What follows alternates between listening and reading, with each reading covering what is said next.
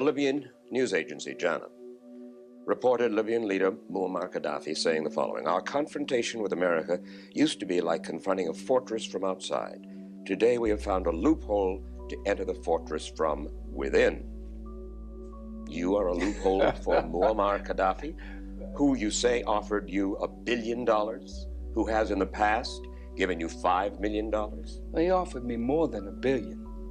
He offered me the wealth of the nation of Libya behind the Nation of Islam. You were a loophole for Muammar Gaddafi? I don't know what he means by loophole. Maybe you ought to invite him on 60 Minutes. I have. And ask him.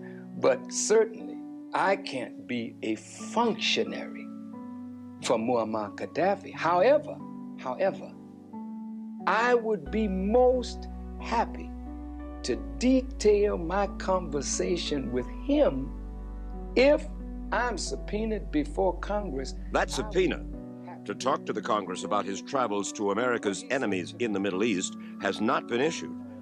Nonetheless, I reminded him he didn't go to Egypt, where Sadat and Begin made peace, a Muslim and a Jew. He didn't go to Jordan, where King Hussein and Shimon Peres have made an accord. Didn't go to Israel, where Arafat and Rabin finally shook hands, instead of just going to a lot of dictatorships. To go to a democratic country where Jews and Muslims are beginning to reconcile might have been a wonderful sign for you, Minister Farrakhan, to show to the world. If they're on the road to reconciliation, that's fine. But, you know, there's also the possibility of my being assassinated overseas. Egypt right now is a place where it's very, very volatile. And I thought that in that surrounding, it might not be the best place for me at this time.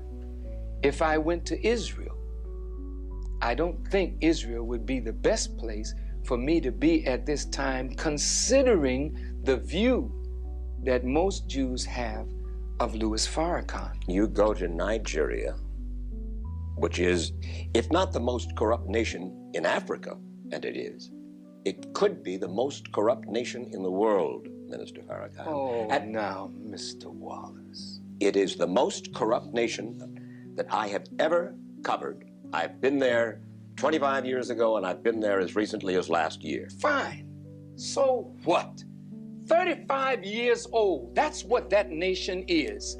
Now, here's America, 226 years old. You love democracy, but there in Africa, you're trying to force these people into a system of government that you just have accepted. 30 years ago, black folk got the right to vote. You're not in any moral position to tell anybody how corrupt they are. You should be quiet and let those of us who know our people go there and help them get out of that condition. But America should keep her mouth shut wherever there's a corrupt regime, as much hell as America has raised on the earth. No, I will not allow America or you, Mr. Wallace, to condemn them as the most corrupt nation on earth when you have spilled the blood of human beings. Has Nigeria dropped an atomic bomb and killed people in Hiroshima and Nagasaki? Have they killed off millions of Native Americans? How dare you put yourself in that position as a moral judge? I think you should keep quiet, because with that much blood on America's hands, you have no right to speak. I will speak because I don't have that blood on my hand. Yes, there's corruption there. Yes, there's mismanagement of resources. Yes, there is abuse. There's abuse in every nation on earth, including this one. So let's not play holy to moralize on them. Let's help them. I'm not moralizing. I'm asking a question, and I got an answer. Why would you put it as the most corrupt regime in the world? That doesn't make sense. Can you think of one more corrupt? Yeah, I'm living in one. I'm living in one. Yes, you've done a hell of a thing on this earth, so you should not be the one to talk. You should be quiet when it comes to moral condemnation, in my judgment. I didn't mean to be so fiery. No, that's good. It's good. That's my passion.